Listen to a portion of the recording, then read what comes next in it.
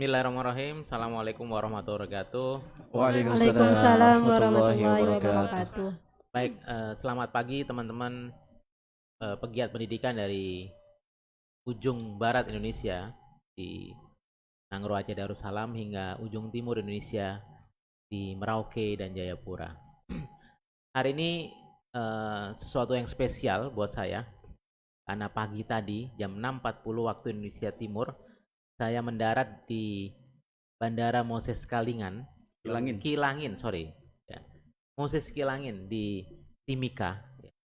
Ini kedatangan kedua kali saya, ya, sejak tahun 2022 di bulan Februari saya hadir dan takdirnya di bulan Februari tahun lalu saya hanya mengisi 2 hari, ya, atau 1 hari bahkan ya, latihan dengan teman-teman di Permata Timika karena kemudian di hari berikutnya saya terkena Omikron dan harus rehat. Hari ini saya datang lagi di Timika, ya. Dan sekolah ini adalah sekolah pertama, ya, binaan dari EduPro, ya, dengan mengusung project atau program Human Centered Education atau program pendidikan berbasis pada manusia. Saya hari ini akan ditemani oleh beberapa orang-orang yang luar biasa, ya. Yang meskipun tadi kata-katanya deg-degan, ya, kursi panas lah katanya dan sebagainya, tapi ini nggak ada yang panas kursinya. Yang panas yang di luar sana, karena di sana lagi ada expo, ada kegiatan anak-anak SMP dan pasti panas ya. Karena Timika bukan seperti Wonosobo atau seperti Batu di Malang. Baik, di sebelah kiri saya ada Mas Arifin, saya panggil. Beliau adalah Direktur Pendidikan dari Sekolah Islam Terpadu Permata Papua. Jadi penguasa lah di Timika. Kemudian ada, oh ya, beliau orang Jawa Timur aslinya. Lumajang. Kemudian di depan saya ada Pak Rahmat, ya. Beliau adalah Kepala SD Permata Papua. Aslinya kalau nggak salah Jawa Barat. Betul ya? Betul. Kemudian Bu Rahma, Kepala SMP Permata Papua. Kalau beliau orang Sulawesi. Betul ya? Toraja. Oh, Toraja. Ya. Oke. Kemudian Kerbau itu. kenapa? Yang banyak kerbaunya itu rumah. Oh, banyak kerbaunya. Kemudian yang berjilbab hitam Bu Heni, Kepala TK, ya. Orang Sulawesi juga ya? Jawa Timur. Jawa Timur. Oh, Jawa Timur, tapi Iya. logatnya logat di Logat. Sulawesi atau udah lama di Sulawesi? Banyak yang bilang katanya orang Sulawesi memang coach. Oh. Iya. Jawa Timur yang mana, Bu? Jawa Timur Lamongan. Oh, Lamongan. Iya, betul.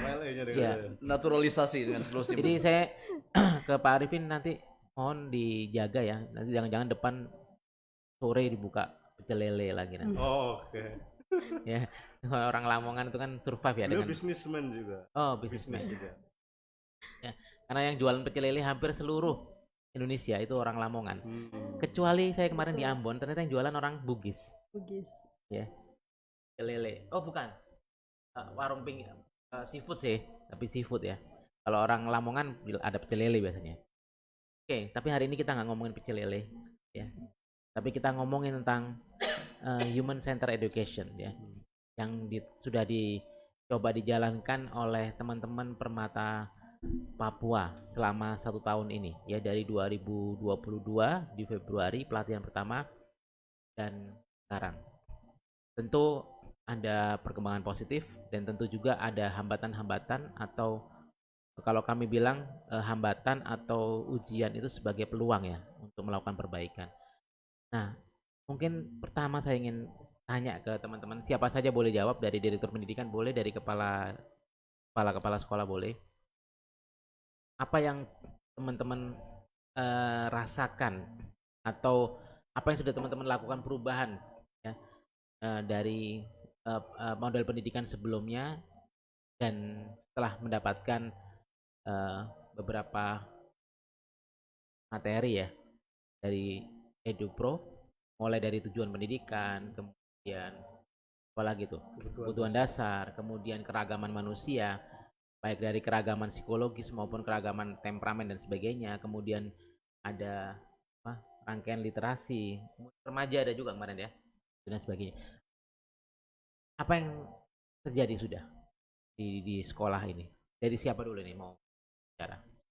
Udah mungkin. Burahma dulu boleh, dari SMP silakan. Ya, baik. Terima Kakak kasih, tuh. mungkin banyak ya remaja. Iya, remaja itu Jadi, masalah yang paling sulit ya. Jadi kalau saya mungkin lebih ke mindset. Oke, mindset. Sekarang kami lebih kami sebagai pengelola di SMP itu lebih kayak gitu. Oh, mungkin kasus jatuh cinta. Oh, Jadi oke, jatuh contoh cinta. pacaran gitu. Dulu sebelum Ya. saya tahu ACE, itu buat saya tuh kayak, ya Allah kenapa anak-anak muda saya tuh harus pacaran kayak gitu. Terus saya perasaan nggak pacaran gitu. Yeah. Nah, terus pas sudah dapat materi dari ACE itu saya sudah tahu kalau itu adalah salah satu tahap perkembangan remaja yang mereka tuh memang harus mengalami gitu. Dan bukan kalau dulu kayaknya zaman-zamannya tuh kita langsung DO kayak gitu ya. Nah, sekarang kita tahu bahwa itu adalah tahap perkembangan remaja yang harus kita gitu, dan bagaimana kita mendampingin mereka sampai menyelesaikan tahap itu ya, mereka bisa berhasil melalui salah satu tahap di remaja. Jadi oke. Itu sih Nah, terasa sekali begitu. Oke, terasa sekali. Berarti sebelumnya dulu anak-anak yang ketika jatuh cinta kemudian ketahuan suka dengan lawan jenisnya, suka dengan lawan jenis ya, tidak sejenis kan, suka dengan lawan jenisnya, atau kemudian yang ngincar lah, kemudian ngirim surat lah, ngirim WA, itu yang dilakukan apa dan sekarang apa? Kalau dulu itu kan saya wali kelas ya, jadi kepala sekolah itu langsung pokoknya itu kayak aib yang besar gitu, kayak itu adalah sebuah kesalahan yang besar. Dan kalau sudah SP1, SP2 gitu, bahkan ya dulu tuh ada yang di padahal setelah mengenal HCE, alhamdulillah kami ya walaupun memang butuh tentu butuh kesabaran dari orang tua, harus paham betul bahwa ini adalah salah satu tahap perkembangan anak SMP. Mereka tuh harus alami. Dan alhamdulillah ketika kami tahu bahwa salah satu murid kita tuh lagi ya, kami panggil, kami ajak di mana kita tetap mengatakan bahwa itu pacaran mengekspresikan adalah hal yang tidak diperbolehkan, tapi bukan dengan cara memberikan kemudian mengancam. Itu mindset yang menurut Bu Rahma dan cukup berubah ya. Yang sangat cukup kesalahan anak-anak kami. Kalau dulu kan kayak kita tuh melihat anak-anak tuh harus sempurna gitu, perfect gitu, padahal masih remaja kayak gitu. Setelah dapat HCE, alhamdulillah saya sangat bersyukur terbuka gitu. Ya, ada kata-kata menarik dari Bu Rahma, meminta anak-anak itu menjadi sempurna. Mungkin teman-teman sekalian bisa buka ya di YouTube, ada sebuah lagu judulnya Baepsae. Saya nggak tahu nyebutnya ya, tapi tulisannya Baepsae.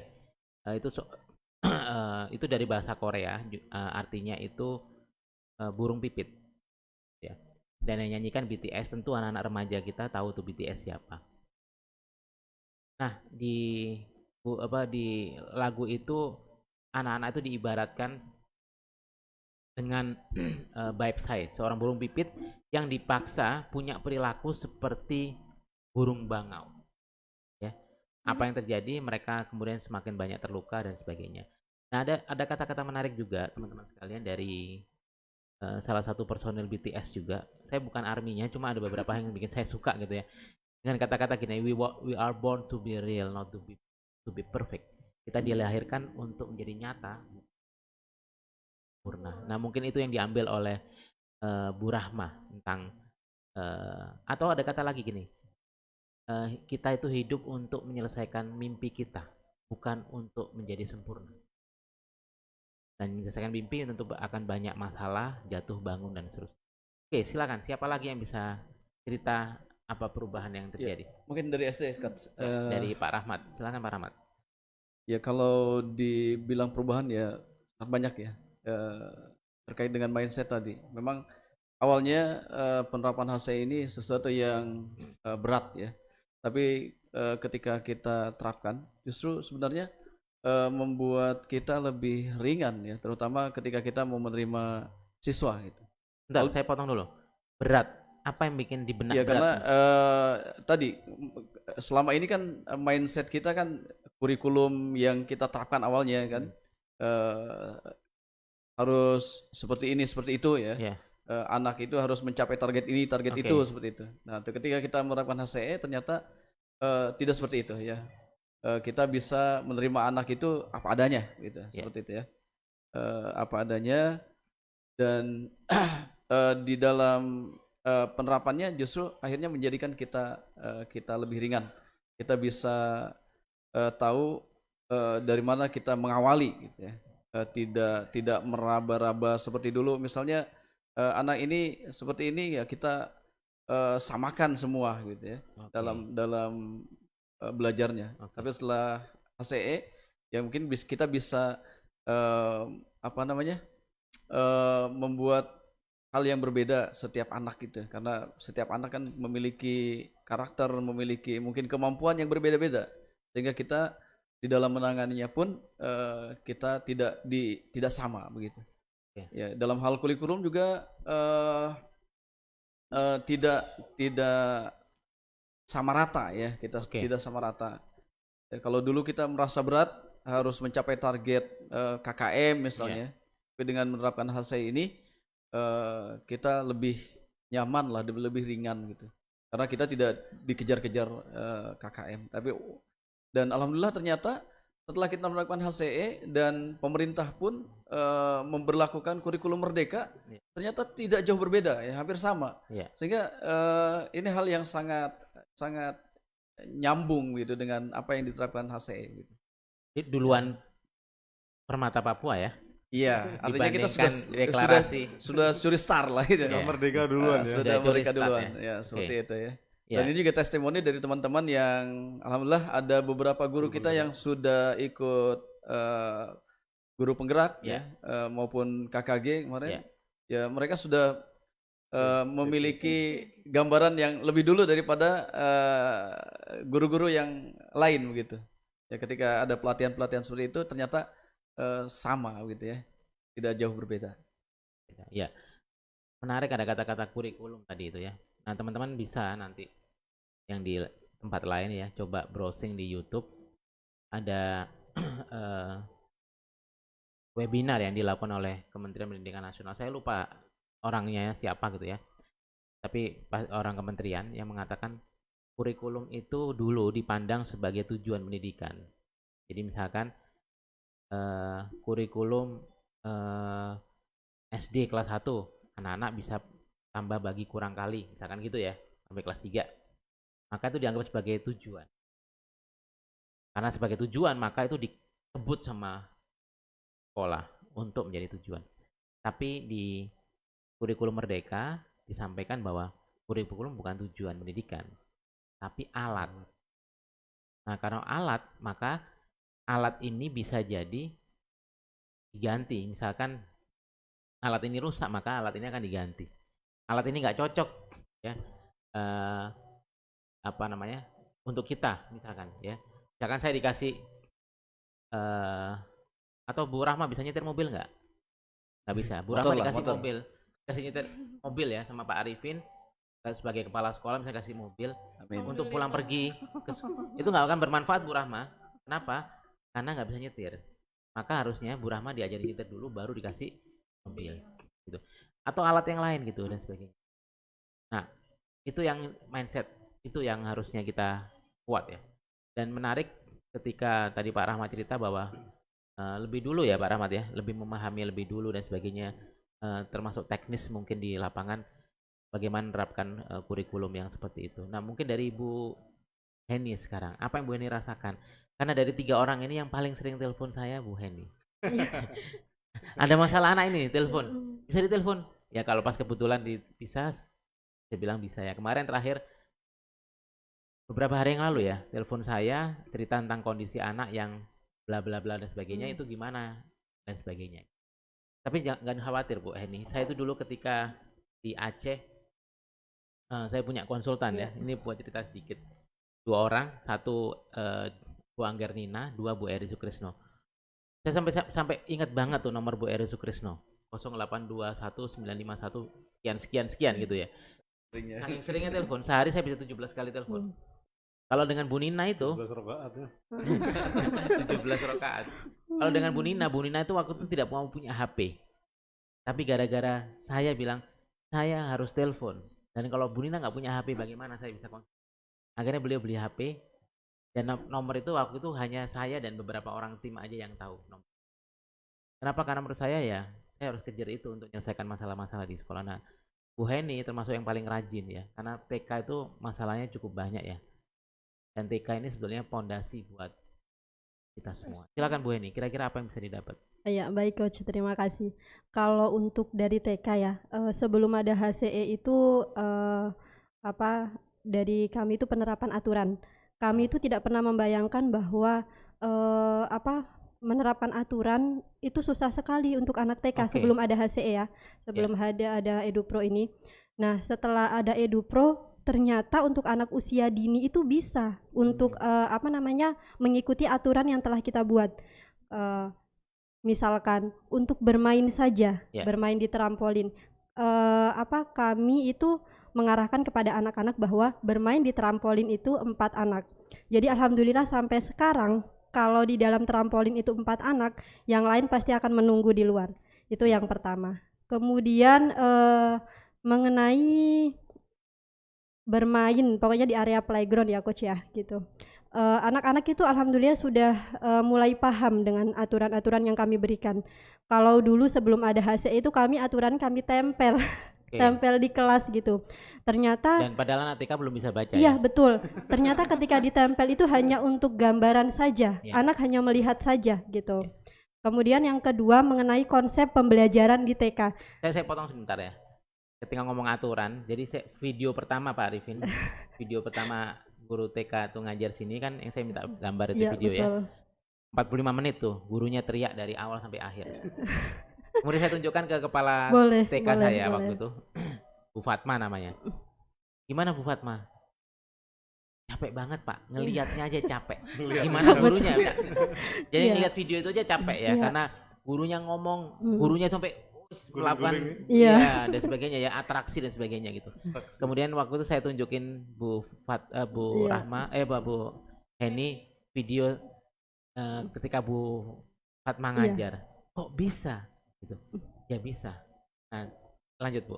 Ya baik. Kemudian konsep pembelajaran sebelum ada HCE, kami itu sebagai pusat pembelajaran, jadi lebih ke teacher center. Betul. Jadi anak-anak itu hanya dia mendengarkan yang kita jelaskan. Kita tidak tahu apakah anak-anak itu paham atau tidak yang kita jelaskan ya Coach gitu. Kemudian dari EduPro disarankan untuk mengikuti pembelajaran Montessori. Ya, jadi pendampingan Montessori ini alhamdulillah sangat baik sekali untuk pendampingan pembelajaran di TK Permata sendiri Coach, karena anak-anak itu bekerja secara langsung. Anak-anak itu bisa mengambil alat peraga yang mau digunakan, kemudian bisa menggunakan, kemudian mengembalikan gitu. Iya.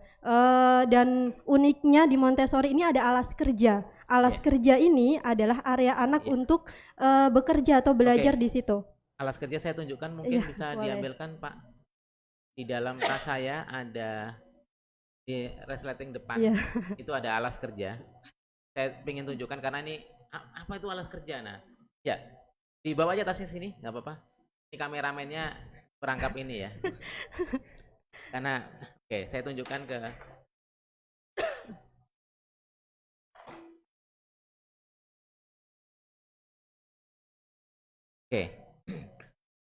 nanti Bu Rahma jawab, Bu Beni lanjutkan, tapi saya mau menunjukkan ini namanya alas kerja Bapak Ibu sekalian. Alas kerja namanya juga alas kerja. Kenapa bukan alas bermain? Karena kita kerja itu lebih serius dibanding bermain. Jadi anak-anak kerja. Jadi misalkan saya menggunakan dadu ini, maka saya menggunakan dadu ini di alas kerja, tidak di luar, tapi di dalam. Fungsinya apa? Fungsinya menunjukkan batas di mana dia bekerja. Itu yang pertama. Yang kedua, ketika kita menggunakan alas kerja, ini alat-alat juga akan lebih rapi, tidak mudah rusak. Kemudian kalau kita bandingkan ya, secara suara juga ini diredam Dan yang tadi Bu Rahma cerita, anak-anak mengembalikan sendiri, nanti anak-anak akan melipat.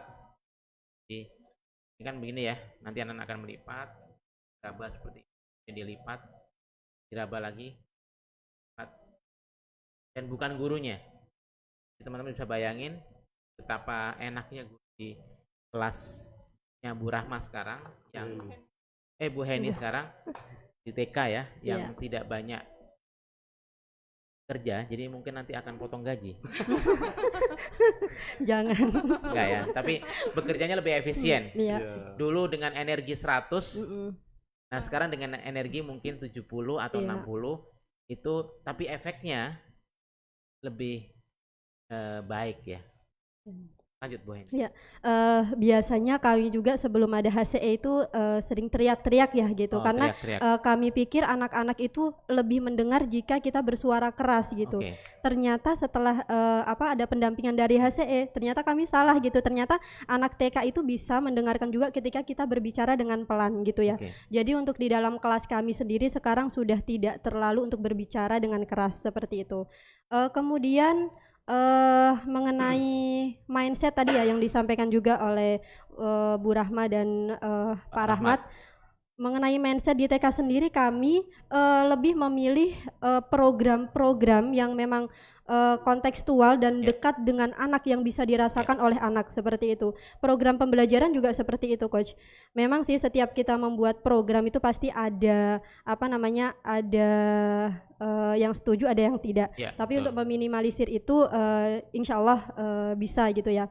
Seperti kemarin bekal bertema, Coach. Kami dari hari Senin sampai hari Kamis membawa bekal nasi. Alhamdulillah respon positif dari orang tua bahwa selama ini terkadang anaknya itu tidak suka makan nasi, Coach. Nah, jadi nanti untuk bulan selanjutnya kira-kira bekal bertema apa lagi ya yang kami berikan gitu. Seperti itu. Kalau untuk di TK. Mungkin bisa dijelasin, Bu, bekal bertema itu apa? Ya. Biar teman-teman paham. Oh ya, siap. Misalkan ngapain dan sebagainya. Baik, untuk bekal bertema sendiri di TKIT Permata Papua, yaitu kami ada program bahwa dalam 1 bulan itu misalkan temanya membawa bekal nasi. Jadi di pekan pertama anak-anak membawa bekal nasi, wajib membawa bekal nasi, seperti itu. Jadi supaya antara teman satu dan teman yang lain itu sama-sama membawa bekal nasi.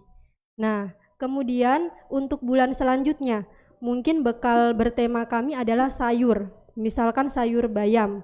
Jadi untuk bulan selanjutnya anak-anak wajib membawa bekal sayur bayam, seperti itu, supaya anak-anak itu yang biasanya tidak suka sayur, anak-anak mencoba untuk makan sayur, seperti itu.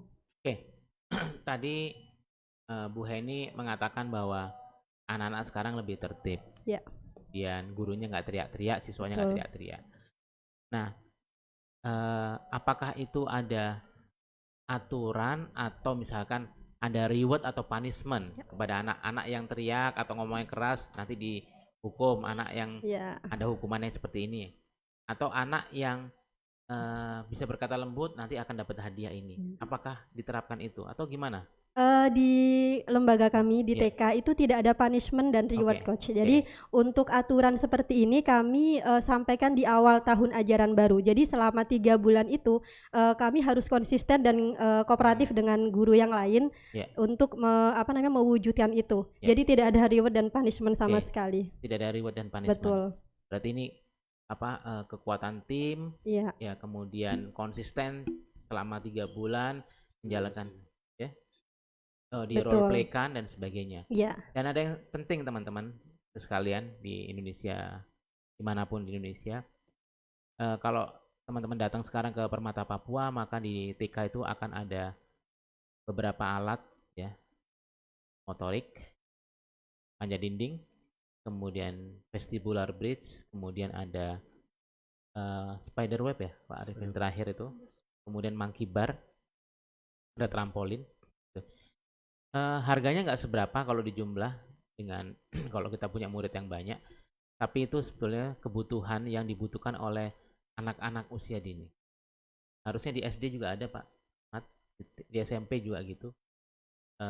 Bayangkan aja di Bandara Singapura itu ada dari lantai 2 atau lantai 3 di Bandara Singapura. Saya kemarin baru nonton di TikTok ya. Perosotan. Kan di Singapura itu kan karena padat sekali ya. Jadi ada area untuk proses orang supaya nggak bosen Iya. gitu. Nah, menurut saya gini, saya batin gitu.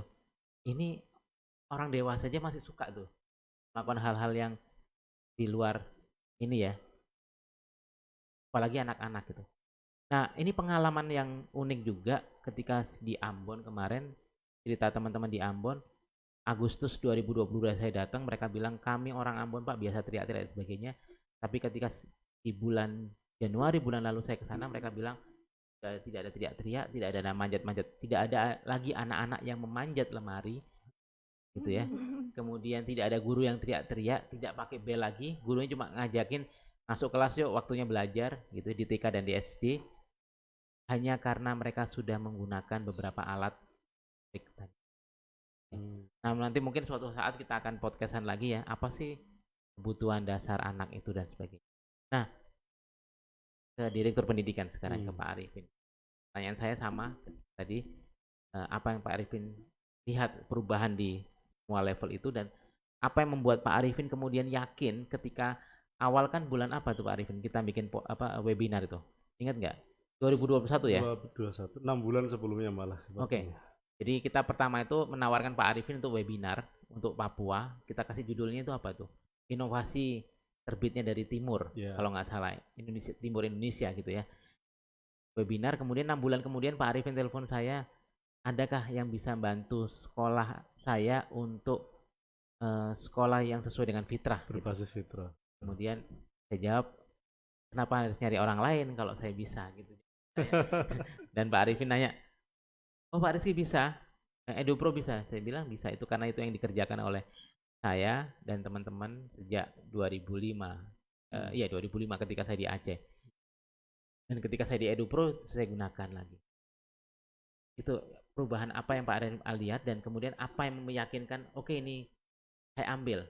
Padahal kan saya sudah kasih tahu di awal bahwa ini merubah mindset 180 derajat. Dari yang awalnya ada hukuman, nggak ada hukuman. Dari awalnya teriak jadi nggak teriak. Dari awalnya anak nggak boleh ini nggak boleh itu, sekarang didengerin ya, bukan dibiarin ya. Kayak yang tadi Bu Rahma cerita tadi, anak pacaran bukan ya udah deh kamu mau memang remaja silahkan deh pacaran, bukan kayak gitu ya, tapi diajak apa yang bikin kamu seneng, ada apa dengan anak itu dan sebagainya. Kemudian kira-kira kamu mau nikah kapan, misalkan kayak gitu. Itu juga ditanya tuh harusnya ya.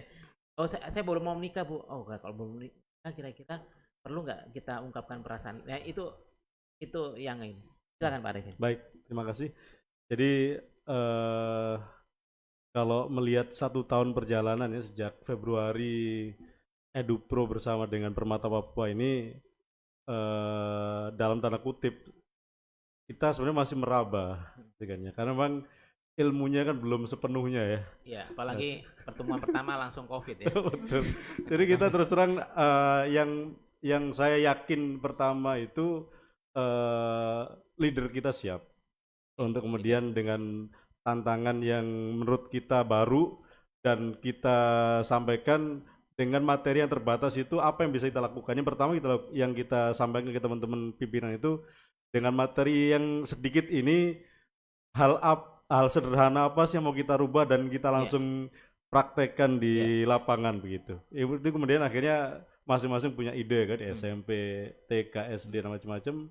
Alhamdulillah dengan sederhana itu sudah bisa kita lihat mungkin model pembelajarannya, cara berpikir guru untuk kemudian menangani anak-anak itu seperti apa, hingga kemudian sampai pada model assessmentnya itu ya. Walaupun kita belum dapat ilmu assessment kan gitu ya, kita meraba-raba seperti apa supaya mungkin humanis itu seperti apa. Jadi makna humanis sampai sekarang itu sebenarnya masih dalam kategori persepsi sederhana kami begitu ya. Tapi lewat teori-teori itu kita sudah terbuka gitu ya. Pikiran kita untuk bisa merubah, memunculkan sekolah yang memang merasa nyaman dan bahagia bagi guru-guru dan anak-anaknya begitu. Dan inovasi ini menurut saya tidak mudah untuk langsung kemudian jadi begitu ya. Karena memang ketika sejak amanah kemudian direktur ini, yang pertama kali saya waktu itu pikirkan bagaimana inovasi ini berjalan. Kita punya inovasi yang sebelumnya kita sudah punya pengembangan Coach. Sebelum ada HCE ini muncul gitu ya. Muncul ada beberapa ide, kok sekarang ini ya arah pendidikan itu dari sampai ke arah sekarang itu sudah mulai berubah gitu loh. Betul. Banyak sekali yang kemudian mulai resah gitu Coach ya. Iya. Ini kita bener nggak sih sekolah kita ini menjalankan proses sedemikian rupa, kemudian dengan target-target yang dalam tanda kutip di JSI itu sendiri masih mungkin kita rasakan begitu kuat pressure-nya dengan administrasi yang begitu luar biasa gitu ya. Ini bener nggak guru-guru kita ini sudah nyaman atau tidak ya? Murid kita ini sudah nyaman atau tidak begitu ya? Muncullah ide waktu itu, ada Ustadz Heri Santosa yang kemudian sempat juga saya dengan istri ngikutin itu, kayaknya model pendidikan ini yang ini ya menarik begitu ya, menarik dan memang kayaknya bisa nggak ya sekolah formal seperti kita, sedangkan model sekolah yang dikembangkan oleh Ustadz Heri Santosa dan tim waktu itu kan identik dengan sekolah alam, sekolah alam gitu ya. Sehingga waktu itu memang saya mikir dan sempat diskusi dengan Dewan Pembina Yayasan waktu itu, saya punya keyakinan sebenarnya sekolah ini harus kita arahkan untuk kita kembalikan model basis fitrah yang kemudian waktu itu saya terangkan ini modelnya seperti ini begitu. Namun saya masih bingung. Kira-kira kalau saya berjalan dengan tim sendiri dengan minim pengetahuan, seperti tidak mungkin gitu ya. Sehingga waktu itulah awal komunikasi saya dengan Coach Rizky gitu kan ya. Saya tanya waktu itu kan, ada nggak yang mungkin konsultan yang bisa membantu kami untuk itu? Karena waktu itu saya belum yakin dengan EduPro, terus terang. Ya. Baru memang. Iya.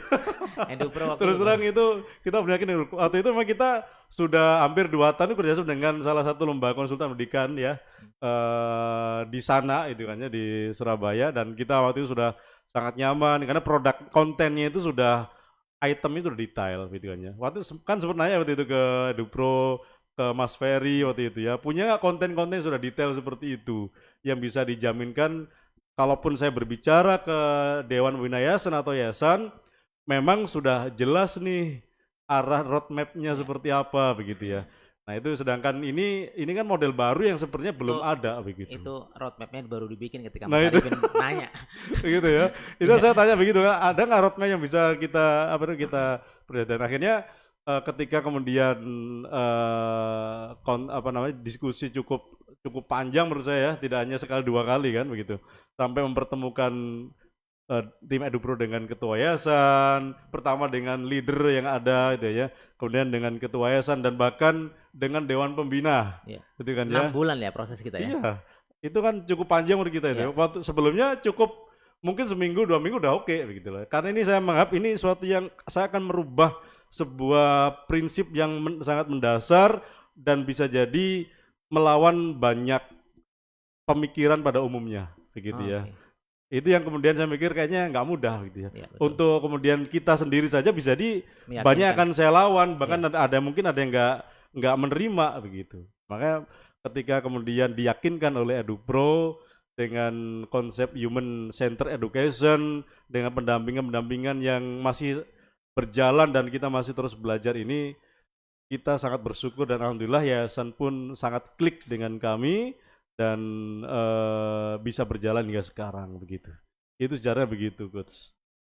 Artinya jadi keraguan apalagi ya jadi ada ini Pak Arifin yang menarik ya dari Henry Ford kalau nggak salah ya, yang mengatakan bahwa semua orang tahu bahwa perubahan itu pasti akan terjadi, tapi membuat orang tidak mau berubah adalah takut dengan ketidakpastian.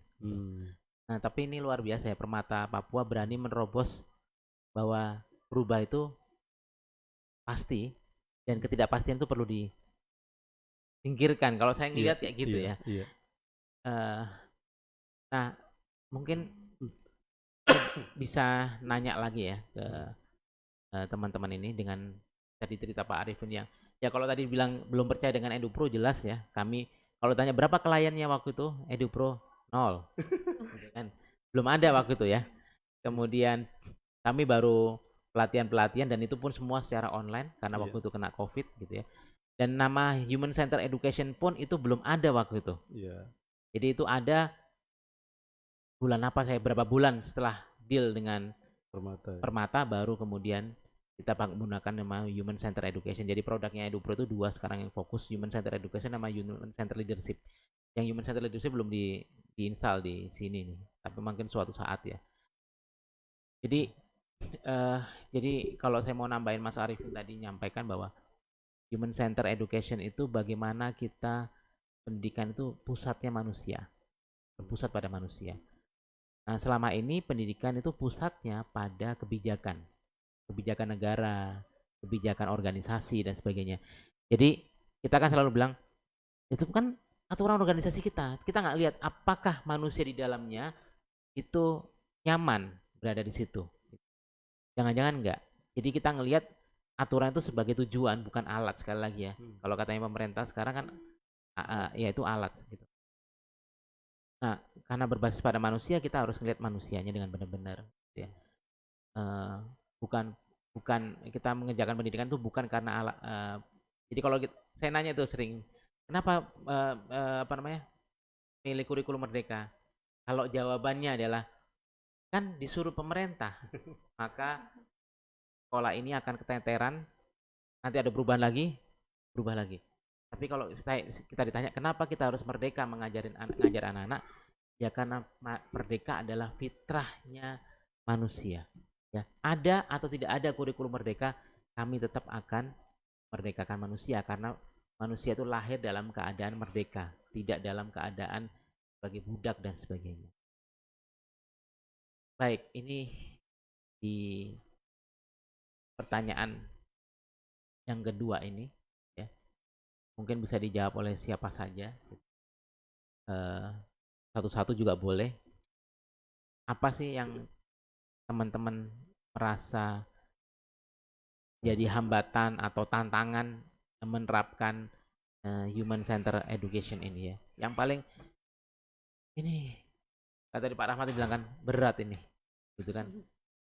Kemudian Pak Arifin tadi mengatakan juga berat, maka harus pada proses yang panjang dan sebagainya untuk meyakinkan. Nah, kira-kira apa lagi nih ke depan yang kemudian yang akan, kalau saya bilang hambatan enggak ya, tantangan mungkin ya, karena hambatan itu konotasinya lebih negatif ya. Tapi kalau tantangan kita ngelihat, oke, ini ada hambatan, ada yang menghalangi, terus yang menghalangi ini bisa kita jadikan apa? Nah itu kayak gitu. Nah kira-kira apa tantangan yang menurut teman-teman terbesar ya untuk menerapkan ini, bukan hanya di Permata Papua tapi di semua sekolah? Silakan. Boleh. Baik, memang karena ini sesuatu yang masih baru dan kita masih istilahnya berhadapan dengan ini ya, resiko penerimaan baik wali murid ataupun keseluruhan sivitas yang ada di Permata sendiri. Sampai sekarang pun kita masih berjuang untuk kemudian meyakinkan begitu, karena belum bisa dikatakan semuanya yakin dengan ini, dan belum merata, karena masih boleh dikatakan program ini kayaknya di unit pendidikan gitu kan ya. Padahal kalau kita berbicara pendidikan, supporting pendidikan kayak misalkan teman-teman kami yang ada di OB, teman kami yang ada di security, di catering dan lain-lain, sepertinya juga kemudian harus kita fasilitasi untuk kemudian menikmati proses perubahan ini begitu. Dan itu yang kemudian menarik. Belum ada titik temunya di mana kita bisa proses itu. Nah ini yang kemudian nanti harus kita diskusikan kan dengan EduPro gitu kan. Kan selalu kita bicara guru, kemudian kepala sekolah yang istilahnya langsung berhadapan dengan anak-anak ya selaku objek pendidikan kita hari ini gitu ya. Kita mungkin masih ternyata dalam perjalanannya ini penting, nggak bisa dilepaskan. Misalnya kayak gimana sih catering yang HCE, gimana sih produk HCE untuk security kita, untuk sopir kita gitu kan, supaya memang tidak tidak sekedar dipikirkan oleh guru-guru saja, karena juga mereka pun guru pada akhirnya ketika berinteraksi dengan anak-anak gitu. Itu yang hari ini masih belum kita temukan formula ke sana gitu. Keren banget ya menurut saya ya, karena ini pikiran maju banget ya, karena memang banyak kita ya, termasuk sekolah saya, mungkin kita nggak berpikir sampai ke arah sana gitu. Meskipun saya sudah beberapa kali datang ke sebuah sekolah di Depok ya, itu dulu sekolah binaannya Bu Eri dan Pak Irwan Dinaldi. Di sekolah itu nggak terlalu besar, muridnya juga nggak terlalu banyak. Nah, tapi Pak Arifin, saya pernah ke sana. Satpam itu bisa menyambut saya dengan cara guru menyambut. Jadi bahkan satpam itu ada seorang wali murid yang akhirnya memasukkan anaknya karena hari Sabtu dia datang ke sekolah, kemudian dia nggak tahu kalau Sabtu itu libur. Kemudian dia nanya ke satpamnya, kemudian satpamnya, oke Bu, saya antar Bu. Dia bukain pintu masing-masing, dijelasin ini apa dan sebagainya, kenapa ada ini ruang kepala sekolah ngapain dan sebagainya. Sampai ibu ini akhirnya masukin gini, kalau satpamnya aja ngerti, gimana gurunya gitu. Gitu. Dan saya pernah disambut oleh satpamnya luar biasa sekali. Jadi saya ngeliat bagaimana satpam memperlakukan saya, ya seperti guru memperlakukan muridnya. Luar biasa. Ada juga sekolah lain di Jakarta, itu kalau nggak salah sekolahnya Prof. Nibras di daerah Jakarta, Jalan Raya Bogor kalau nggak salah, saya lupa di mana. Itu yang cara bicaranya guru dengan orang tua itu hampir sama sudah. Jadi artinya mereka sudah sepaham. Padahal ketat banget Pak Arifin, sekolah di situ ketat banget tuh gini. 3 kali nggak hadir parenting, orang tua dikasih surat cinta untuk pindah. Dan itu masuk ke sekolah situ ngantri, inden 3 tahun 2 tahun. Nah, tapi mereka berani dengan value yang mereka, jadi mereka nggak takut dengan kalau nanti wali murid ini enggak, kita jualannya kayak gini, silakan kalau mau bergabung, silakan kalau enggak. Itu luar biasa ya, keberanian yang luar biasa dan komitmen yang luar biasa. Tapi itu menarik ya, jadi PR buat kami bagaimana kita bisa meramu semua itu. Baik dari yang teman-teman lain, silakan dari SD, TK, SMP. Mungkin dari saya dulu ya Coach ya. Kalau untuk TK tantangannya mungkin kalau menurut saya tidak terlalu besar. Tapi ini terlalu juga sedikit mengganggu, bukan mengganggu sih menjadi tantangan kami seperti itu.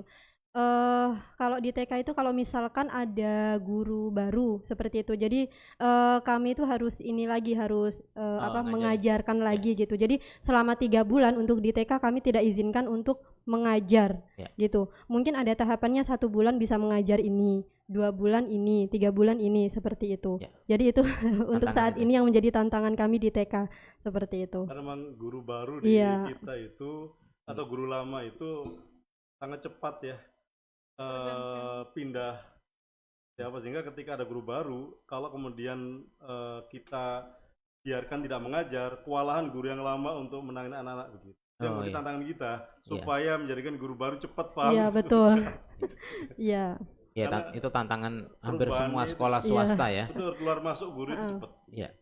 Kalau sebelumnya kan sebelum ada HCE kan langsung aja masuk mengajar gitu. Kalau sebelumnya, kalau untuk saat ini guru baru memang harus betul-betul didampingi untuk say hello aja, maksudnya masih harus melihat kami seperti apa seperti itu. Untuk saat ini. Betul. Memang perlu hati-hati ya untuk ini gitu ya. Tapi menjadi tantangan ya, karena ketika guru baru yang belum tahu konsep sekolah kita tiba-tiba nyapa siswa, cara nyapanya berbeda, cara ngelihatnya yang kita biasa gini tadi itu jadi sesuatu yang tantangan. Oke, itu tantangan buat EduPro juga, gimana kita menyiapkan tim di sini ya untuk jadi trainer. Oke, baik, berikutnya sama mungkin Pak Rahmat. dari SD terkait dengan tantangan ya tentu tadi sudah disampaikan oleh Pak Arifin ya, Direktur, karena ini sesuatu yang baru tentu bagi kita guru-guru, apalagi tadi yang disampaikan oleh Devro, kita belum melihat ada sekolah yang sudah sukses menerapkan hal ini. Nah, ini tantangannya bagaimana meyakinkan teman-teman semua tim kita bahwasanya apa yang kita lakukan ini adalah sesuatu yang bagus begitu, yang harus kita kerjakan serius. Kadang ada mungkin di antara kita atau guru-guru juga masih ada yang ragu apakah kita bisa berhasil gitu Iya. dengan menerapkan ini atau karena coba-coba dan lain sebagainya. Nah, itu tantangan yang pertama seperti itu. Ya, yang keduanya mungkin ya karena eh, konsultan ya kita kan jauh ya, jauh di sana gitu. Ya tidak Beda melihat pulau. secara langsung sesering gitu ya. Beda mungkin kalau konsultannya langsung nongkrong di situ ada hal-hal yang kita tidak pahami bisa langsung ditanyakannya. Kadang dalam menerapkan apa yang sudah didapatkan melalui online misalnya, ya ada sedikit salah paham dan lain sebagainya, sehingga seakan-akan kita ini sudah benar nggak gitu yang kita terapkan ini sudah benar nggak gitu. Nah, seperti itu. Iya, iya. Nah, itu hal itu yang mungkin Jadi tantangan ya. jadi tantangan kita. Baik, Bu Rahma sekarang. Iya. Kalau kami di SMP, kalau saya pribadi selama yang tantangan adalah melatih dan merubah mindset. Dulu sebelum mengenal HCE kan kita mindsetnya tuh sekolah untuk mendapat untuk bahasa Inggris, bahasa Inggris ya. Dan ketika kita mengetahui ternyata sekolah itu bukan hanya untuk akademik, walaupun saya sebenarnya bukan akademik goal persen.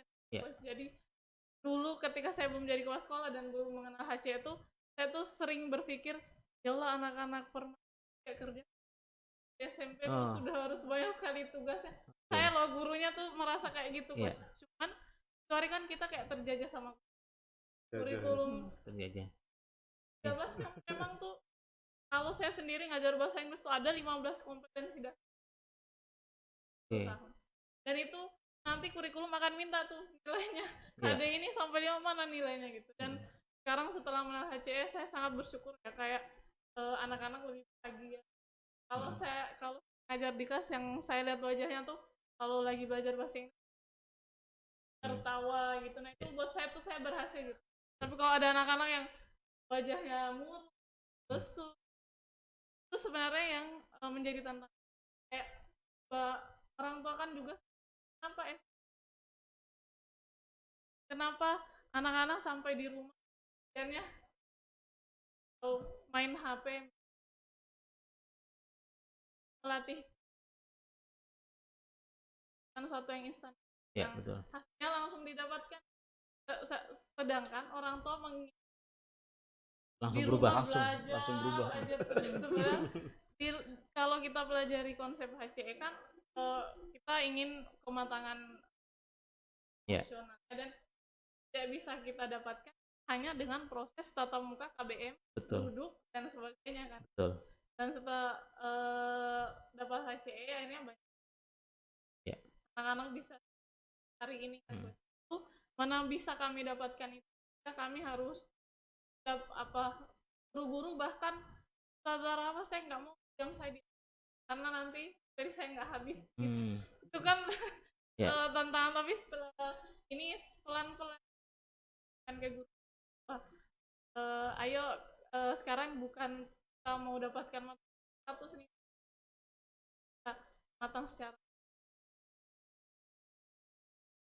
tahu kalau saya harus tantangan bersabar sih kan sebenarnya gampang saja ya kalau anak-anak berbuat kita selesai masalahnya kan, tapi bukan seperti itu yang kita inginkan. Nah itu kita merubah mindset. Baik, terima kasih teman-teman sekalian. Ya ini sebuah pencerahan ya, termasuk buat EduPro bahwa perubahan itu pertama pasti terjadi. Kita mau nunggu sekarang atau besok pasti akan terjadi. Dan ketika saya bertemu dengan manajemen Inalit waktu itu ketika saya mau ditawarin sebagai manajer EduPro, saya sampaikan bahwa ke depan pendidikan akan berubah. Saya cerita tentang gini-gini dan sebagainya, termasuk tingginya perkembangan dari PKBM dan homeschooling, artinya orang sudah mulai tidak percaya dengan persekolahan gitu, dan anak-anak muda sudah mulai seperti itu. lebih simple, lebih ini dan sebagainya. Nah waktu itu masih agak nggak percaya gitu, tapi ternyata ada dengan kurikulum Merdeka ya 2022, Mas Nadiem mengatakan gini-gini dan sebagainya, itu akhirnya kebuka semua. Oh iya, ternyata apa yang dikerjakan kita ini nggak jauh berbeda dengan apa yang menjadi ruhnya pemerintah, dan mudah-mudahan jarum jam ini nggak kembali ya. Kalau kembali maka kita akan ngos-ngosan kembali. Nah, perubahan pasti akan terjadi ya, termasuk di pendidikan. Dan kalau tadi Pak Rahmat bilang meyakinkan, memang seorang inovator itu tidak akan melihat keberhasilan orang lain sebagai acuan dia, karena dia inovator. Maka yang dia lihat adalah, saya yakin bahwa ini berhasil. Nah itu yang perlu dipupuk terus ke teman-teman, bahwa karena nggak ada contohnya gitu. Ketika Aqua bikin jualan minuman Aqua di sini nggak ada contoh, tapi dia yakin. Sosro bikin teh botol dihina macam-macam sama orang, masa toh teh pinggir jalan aja bisa ini kamu masukin ke dalam botol dan sebagainya, aneh-aneh aja. Tapi nggak ada contohnya, tapi dia yakin bahwa itu akan berhasil dan berhasil. Nah pendidikan juga seperti itu, di Human Center Education juga seperti itu. Ada pertanyaan ketika saya kemarin ke Ternate, kurikulumnya HC itu mana? Maksudnya kurikulum SMP-nya seperti apa? Kurikulum, saya jawab, kami tidak pernah bikin kurikulum gitu, Human Center Education. Kenapa? Karena harusnya membuat kurikulum adalah sekolah masing-masing, tapi kita akan ngasih value pendidikan yang berbasis manusia itu seperti ini. Kalau yang kita sampaikan dulu ada 3 ya, 3 hal mungkin teman-teman nanti saya ingetin juga di pelatihan itu. Pertama, apakah pendidikan sesuai dengan kebutuhan manusia? Kedua, apakah pendidikan itu punya dampak? Dan yang ketiga, apakah pendidikan itu sesuai dengan kompetensi? Nah ketika 3 hal ini bisa terpenuhi, maka itulah Human Center Education. Dan terima kasih kepada Permata Papua, Mas Arifin dan teman sekalian, karena bersedia dengan, kalau saya berani ya, kalau saya bilang berani atau gila, kegilaannya menerima EduPro ya. Dan ketika kita menerima Permata Papua, kami di manajemen mengatakan bahwa Permata Papua adalah lab buat project-project berikutnya. Jadi kalau ada kegagalan, kesulitan dan sebagainya, itulah project ya. Tapi kan kami projectnya dibayar sama Permata Papua gitu ya.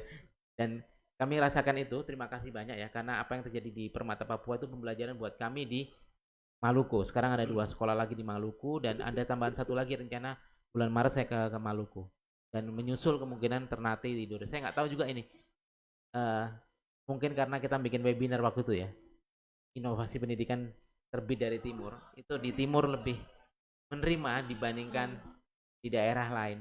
Saya sempat, terakhir dari saya ini ya, saya sempat sampaikan ke teman-teman di Maluku, kita meniru apa yang dikerjakan oleh mobil Cina dan mobil Korea.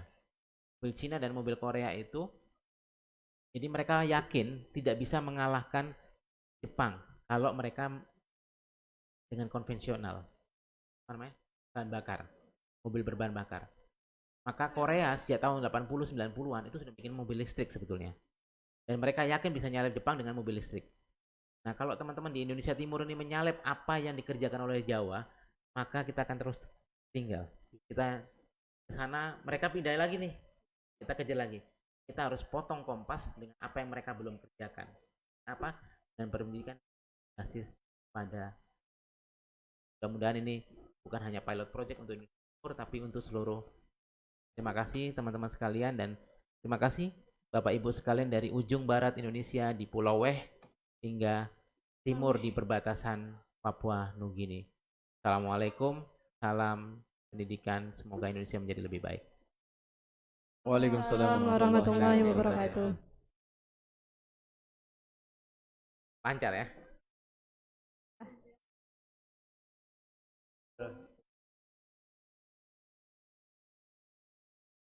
Biasa kan kalau di podcast kan setelah itu ada biasa bincang-bincang. Bincang-bincang. Bincang makan kerupuk kah, apakah? Kalau lebih begini wartawan yang enak, dia bisa makan-makan. Kita sudah ditunggu di